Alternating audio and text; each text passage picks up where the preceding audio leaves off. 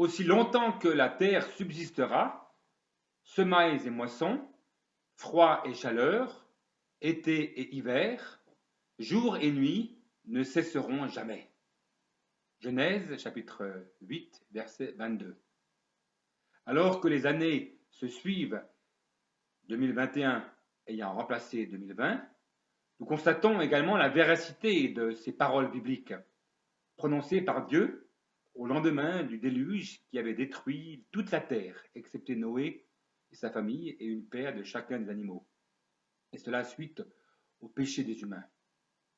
Le Seigneur promet la pérennité de l'activité humaine, des climats, des saisons, des jours et des nuits, et ceci, dit le texte, aussi longtemps que la terre subsistera. Cela veut dire qu'il y aura un jour où tout cela cessera. En effet, nous attendons, comme Dieu l'a promis, un nouveau ciel et une nouvelle terre où la justice habitera.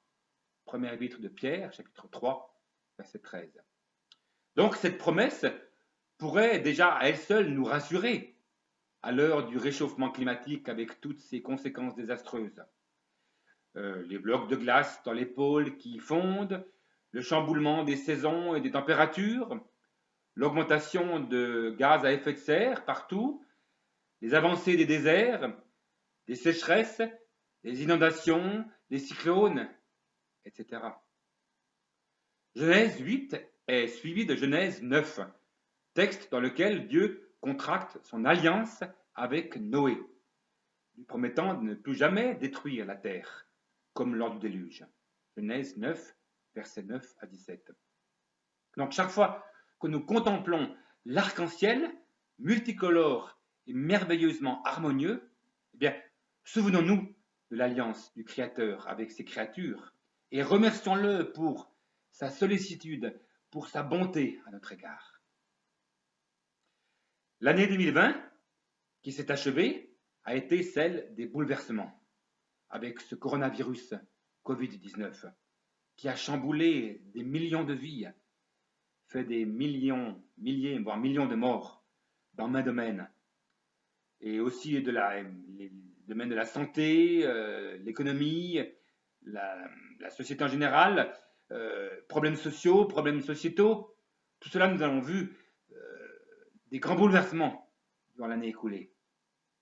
Et nous espérons que l'année 2021, qui débute, sera plus paisible, plus normale, plus joyeuse, même si ce début d'année démarre déjà avec des craintes et aussi avec des contraintes.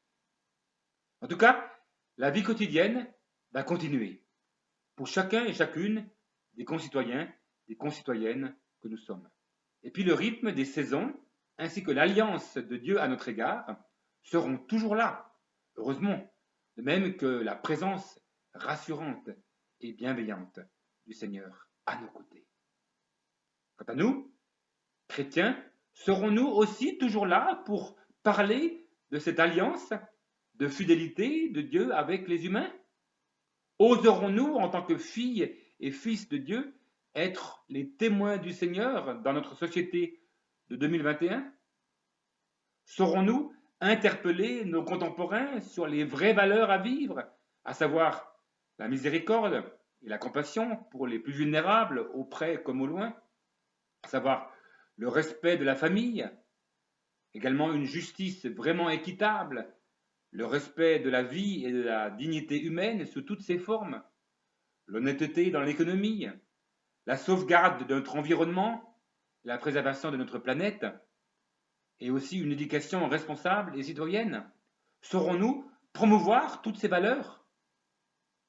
Le prophète Jérémie annonçait la venue d'une alliance nouvelle, dit-il.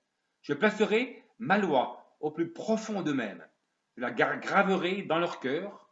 Moi, je serai leur Dieu. Eux, ils seront mon peuple. Jérémie 31, versets 31 et 33. Ailleurs, c'est d'une alliance éternelle dont il est question. Ésaïe 55, verset 3, et puis Jérémie 32, verset 40, et Jérémie 50, verset 5.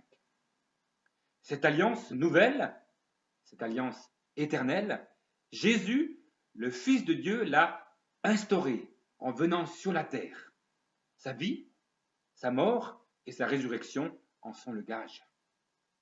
L'annoncerons-nous également en 2021? Jésus-Christ est le même hier, aujourd'hui et éternellement. Hébreux 13, verset 8. Amen. Bonne année à chacune et à chacun avec le Seigneur.